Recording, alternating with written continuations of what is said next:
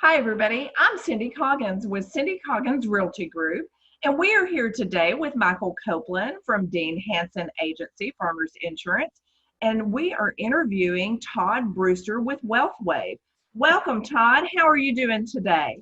Doing really well. Thank you so much for inviting me. Well, we are so glad to have you today.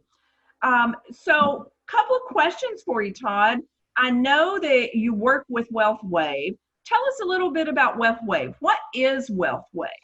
WealthWave, I went ahead and I joined WealthWave because they have over 175 life insurance companies that I work with. So for the different products that life insurance has, I may go to a different company for each of the products, or some of them may be some overlap. They also have some very fine videos, and I'm still learning how to do all that as far as the marketing tools. I probably should be taking more advantage of that, but they have cutting edge technology from that standpoint. And the third thing they do is that if I have a particular case for somebody, I can go in and I can contact the WealthWave people and say, look, this is what I'm trying to do. And then they come back with suggestions of life insurance companies. Some I've never even heard of, but they're all top rated, and saying these would be the ones that you need to contact, and to find out which products are best from them. Well, I think, oh, sorry. I think the thing that stands out the most with that is 175 companies. That's huge. No wonder there's some that you've never come across before. But I guess my question is, when it has those companies that you've never heard of, what's the likelihood of something bad happening to that company before I collect, pass on? What's the right word? Yeah. Well, the two of the companies that I've never heard of is one does final expense insurance. So it's not a whole heck of a lot. You can only get up to maybe $50,000. But what I like about it is that they give out a final expense policy for that, and you don't need to have a big capital for that, even though they're top rated. The other thing is that other companies that we represent, like Gerber, everybody's heard of Gerber, and they have a final expense policy. This one I like because the rates are comparable, but they also have it with a concierge service. And believe me, I've lost a wife, and when that happens, you go ahead, you don't know what to do about it. Funeral homes, things like that, you call up and you just kind of follow how they lead you. And then later on, 8 years later, I lost a son. And, I've been through it before. No, I'm still, I didn't know how to react to that things, and you have to, have some wit about you. But the funeral homes can take advantage of you if they want. I don't think mine did, even though they say call up several of them. I just called up one, and I pretty much followed what they said. Yeah, I didn't want this, don't want that. But I was, happy with what they did. But what this concierge service does is that they know the funeral homes in the area. And so they go ahead and they will help me make sure that I plan the funeral correctly, and that I get it at a good cost, that I don't get gouged, because they know what everybody charges. But the big thing about it is they also work with the funeral homes, so the funeral homes will give a temporary death certificate.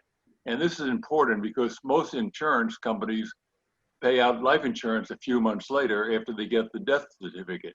Now you have a temporary one, so most of the time they send you the money within 72 hours, which is unheard of. So that's why I use them for that instance. There's also another company that I use because their term life insurance rates are very cheap. And some people want to get ahead, they want to get critical illness, chronic illness, different types of riders on the insurance. If people say, no, I just want down and dirty, I just want the lowest term insurance, this company does that. They're very competitive. But again, they're top rated. They're rated by, the insurance companies, AM Best, so that you can be sure that they'll pay out their claim. Now, I have a question for you, Todd. Yes, ma'am. As far as Just like I do with all the checks I write myself. So are we just waiting until someone in our family that's insured passes away to collect, or do some of the policies that you sell, or as you call, because I know you're a insurance buyer, not just an agent, Correct. But I guess my question is, with that said, is do you have policies that you can cash out if need be? So say that I have someone that wants to invest now into a life insurance policy, and 10 years, 15 years down the road, they need to cash out some of that. Do you offer those kind of products as well? Very much so. Yes. What you're talking about, actually, when I got out of college, a man called A.L. Williams came out with, and he said, you know what you need to do is quit buying permanent insurance, buy term insurance only, and invest the difference. And so, at the time, whole life insurance is paying 3%. I could go to the bank and get 3%. I can get a, money market fund getting 12%. So this made all the sense in the world to go ahead and buy term insurance and invest the difference. Well, the insurance companies aren't stupid. What they've done is that they've come up with different products, and one of them is an universal index universal life package. And what this does is this pretty much follows what the S&P does. So in the last 40 years, that's grown at an average rate of 8.5%.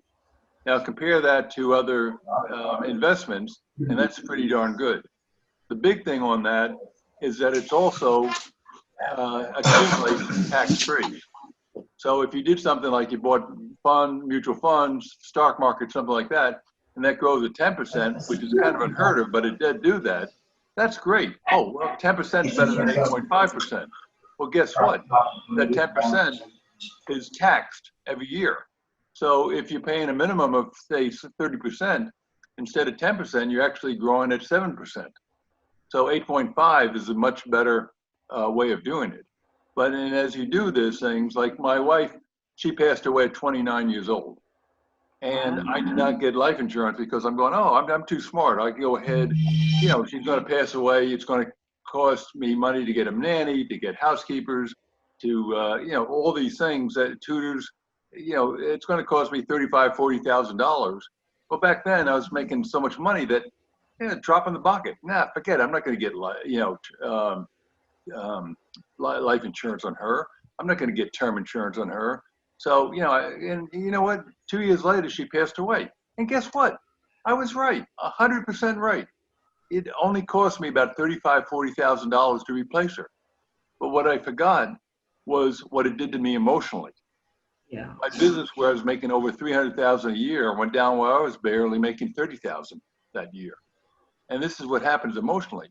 But so, I look back, I said, well, I should have bought term insurance. More than that, I should have bought her that index universal life policy, because at this time, at her age, she'd be about 55 now. She'd have, if I put in just a few $100s a month, she'd have $500,000 of life insurance, cash value. And she could take that out, say, hey, let's go ahead, let's get a summer home. Let's, pay, $300,000, get another home. We take that out tax free. And we don't take income tax on it. It's grown all the time that way. Now, again, she goes to be, at 65, when she may want to retire, if it's 500,000 or 750,000, whatever the cash value is, that'll pretty much double. So then it's going to be $1 million, $1.5 million, which would be great. Now, knowing my wife, she'd probably wait till 75 to retire. Then it doubles again. So you got $2 million, $3 million, which is a pretty good nest egg to retire on. Again, my wife, really full of energy, she might have waited to 85, $4 million, $6 million. And this is what I'm trying to do, is to talk to people about exactly what you're talking about, getting a firm financial foundation. You can go ahead, you need to diversify, you need to buy stocks, you need to buy bonds. It'd be great if you bought, income producing houses, things like that. But you still need this firm financial foundation. Todd, what I'm hearing you say is very important, because I totally understand in the auto insurance world is having the right coverage. And I know that Cindy says, when it comes to selling a house, you need to have that realtor in your corner. And it sounds to me like you don't just have to have life insurance, you have to have a life insurance expert, because with all these different policies out there, there's a lot that can get confusing. Is that a fair assessment? Yeah, very much. And then that's why I call myself a life insurance buyer instead of a life insurance agent.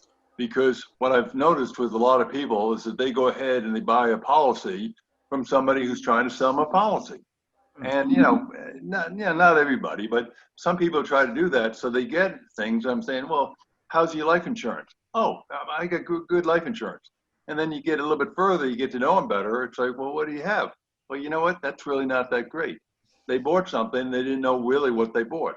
Or they bought life insurance and they bought it from a company that isn't a top rated insurance company, or, it may be whole life, where then they're getting 3%, maybe a 2% dividend, which isn't bad, 5%, but hey, I can get them at 8.5%. So and you really want to take advantage, and you really want to take advantage of those policies you get at work, but you still want to have your own. Is that correct? Excellent point, Michael. Very good. A lot of people, they think that they have life insurance and they have it at work. Well, guess what? People aren't working for the same job for 40 years now. They're changing jobs quite a bit, and that insurance is not portable. If you get your own insurance, you get it at an early enough age, you get it in your 20s or 30s, and when you're insurable, when you have, you're in the best of health, so you're going to get the best rates. When I say an 8.5% return, if you get that and you don't have good health insurance, you're a smoker, and you have a standard rate, you're not going to get 8.5%. You're going to get a lot less than that. So all of this values, we're doing it now, not procrastinating, becoming an adult and getting it, and not depending on your work for doing it. I mean, as you know, for health insurance, work is you can do that pretty well, but not life insurance. Well, and I think too, Todd, correct me if I'm wrong, a lot of the policies that are offered by employers or big box companies, they may not be the investment type of life insurance. Yeah. They may not be the kind that you could turn around and borrow against or cash out. Is that correct? Yeah, excellent point. Because again, just like Michael was saying, both of you are saying, they give out term insurance. Correct. Now, that's another thing, though, that I will go ahead. I had my own advertising agency for 30 years, and I understand the importance of how you can use life insurance to your advantage. So it's good for insurance companies to do that, but they also need to get buy-sell agreements, partnership agreements, things like that. But there's such a thing as key man insurance. And that would be a difference if you can get your company to do something like that. Now, how the company should work that is that, let's say that you and I, Cindy, have this great company, and Michael's the best worker we have. He's the guy that's true, by the way. That's already true. Oh yeah, no doubt about it, Michael. I mean, you're going to be so valuable. So what I would do is that Cindy and I would get together and say, you know what, Michael, we're going to go ahead and we're going to get you an IUL, and we're going to get you an IUL for $400,000. And you're going, okay, fine, it's whatever. But there's a little bit of a benefit from that standpoint. But guess what, Michael? If you stay with the company for 10 years, we're going to give that policy to you. We don't own it anymore. It's going to be your policy. So that $400,000 in 10 years, it may double. So the death benefit's going to be $800,000. You're going to have probably $500,000 or $600,000 of cash value in that insurance company. So 5 years from now, you come to us and you go, Cindy, you guys are great to work for. I really love you guys. But guess what? ABC company just offered me $50,000 more a year, and you guys are nice, but goodbye. Well, wait a minute, Michael. We can't lose you. Like that. Do you realize that policy we got for you, it's been 5 years. Well, in 10 years, it's yours if you stay with us. It's worth $800,000, and you want to leave for $50,000? What are you, nuts? I've been accused of that once or twice too. So made Cindy in my day. I'm hearing a lot of differences and different variables and all over, and that's why you have to have someone that knows the ins and outs of it.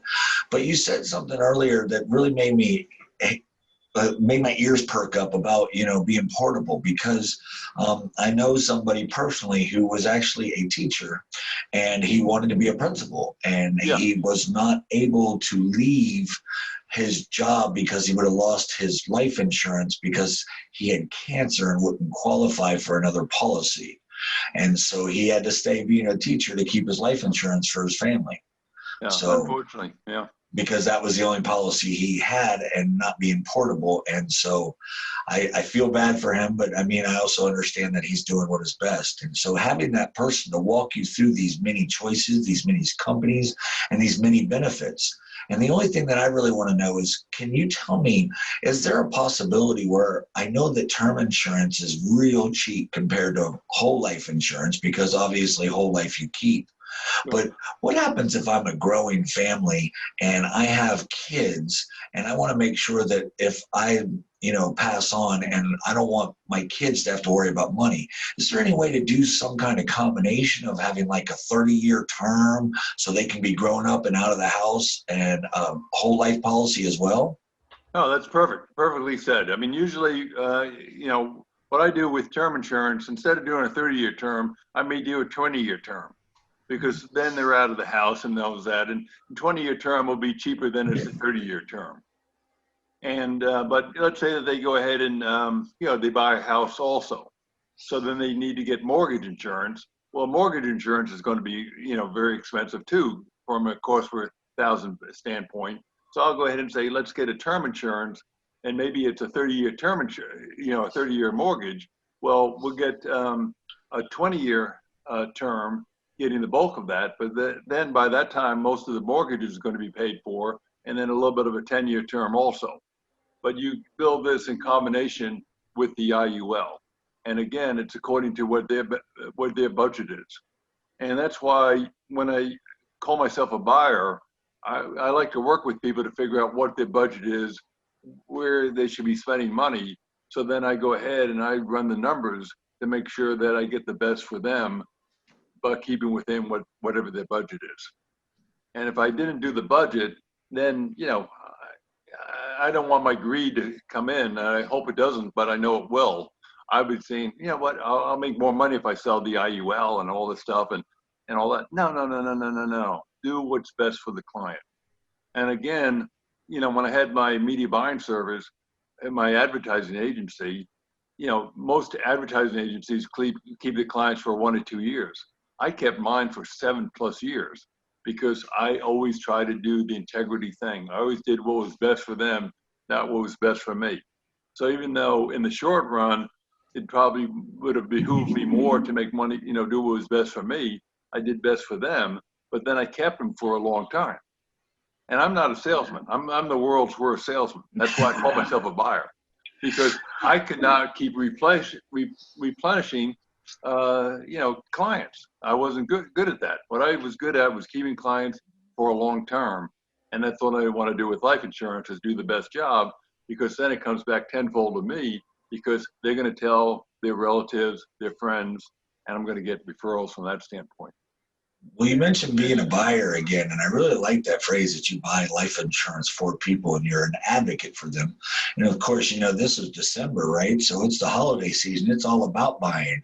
So a lot of grandparents out there might want to buy policies for their grandkids. They can do that, right? Oh, sure. No, and again, kids, believe it or not, they get heart attacks. They get cancer. And this then makes them uninsurable.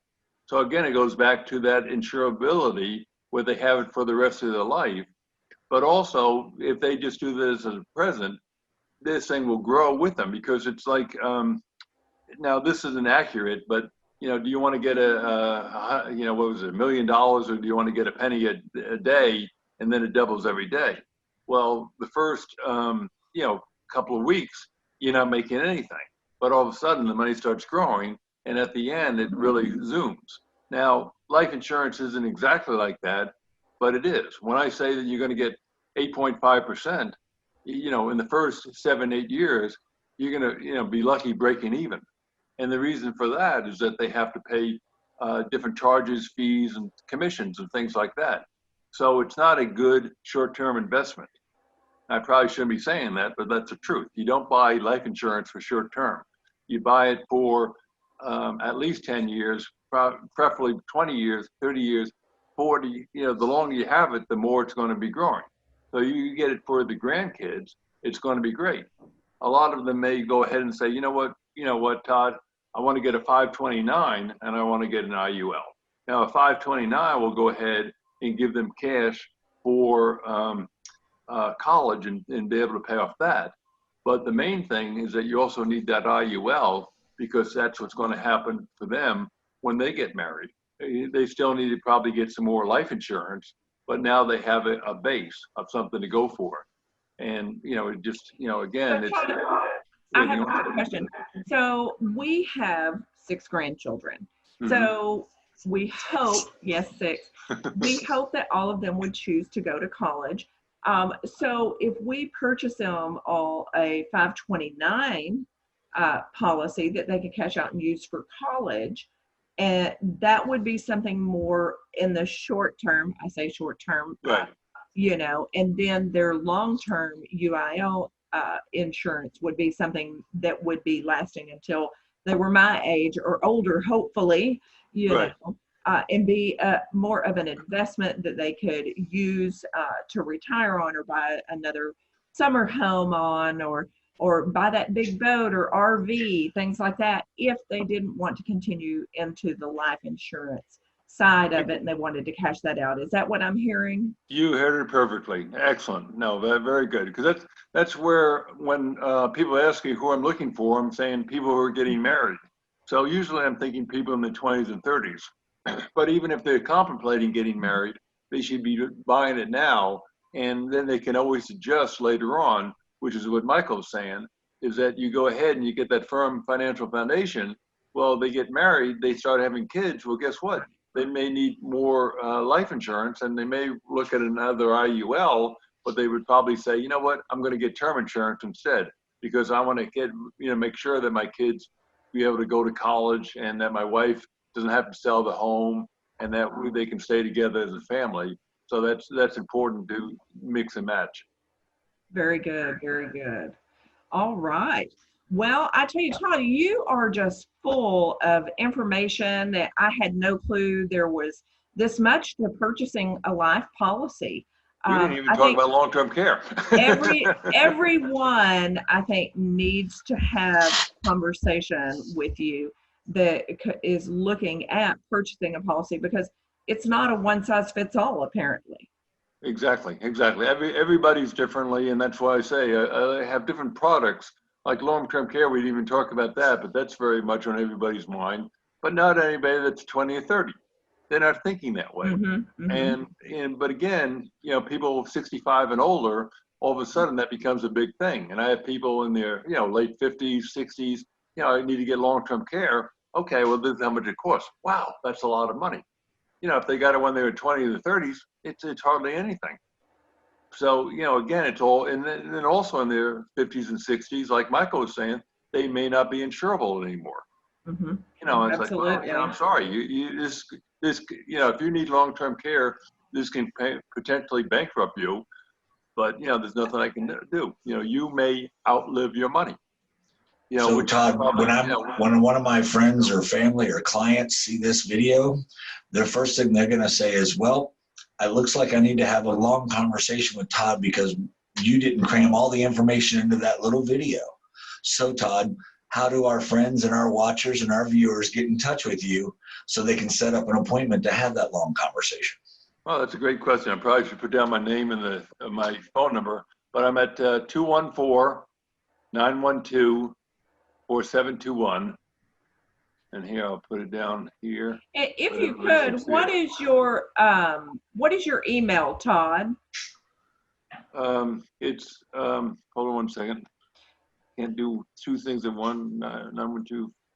You don't need to put it in the chat. We're going to put it on the screen information for you. Okay, thank you. My email is todd.brewster@wealthwave.com. And you can also go to my website address, which is wealthwave.com/Todd Brewster, but no dot on that one.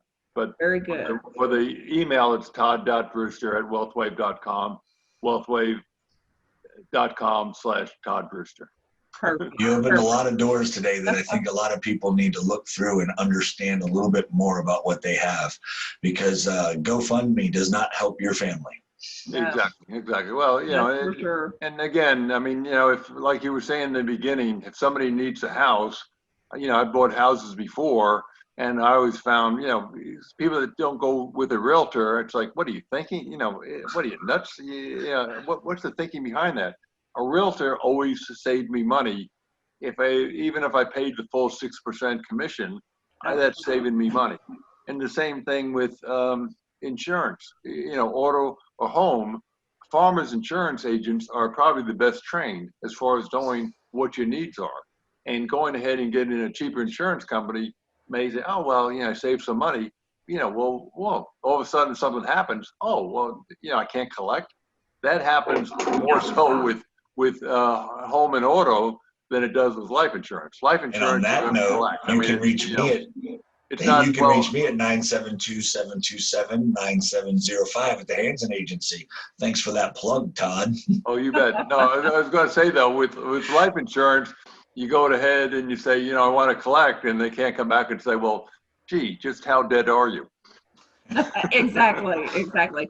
Well, and I think this is just something that folks don't keep top of mind. It's not something that we say, oh, we need to go out and buy life insurance today. Well, It's usually through, unfortunately, a sad experience that they've gone through, or something that has brought it to their mind, usually a death of someone that they know. And that is really not the way we want people to be educated about life insurance, whether it's IUL, whether it is a short-term or long-term investment policy. We want to make sure that they are educated with what is out there, and not during a time of need or a wish I had done kind of thing. So very good. It's all about being an adult, and it's also, when you get to be my age, you don't want to look back and say, gee, I wish I did more for this for my family. I wish I had more to leave for my family. I wish I had, better for my marriage. I mean, Absolutely. A lot of marriages fall apart because people are arguing about expenses. Well, if you have a firm financial foundation, you can argue about other things. That's right. That's absolutely right. Well, Todd, it's been a pleasure speaking with you today. For everyone, I am Cindy Coggins with Cindy Coggins Realty Group. You can reach me at 469-499-7452. And Michael. I'm Michael Copeland with Farmers Insurance at the Dean Hansen Agency, and you can reach me at 972-727-9705. And I recommend both of them very highly. Thank you for joining us with C Squared Insights. We'll see you next time. Bye, everyone. Take care.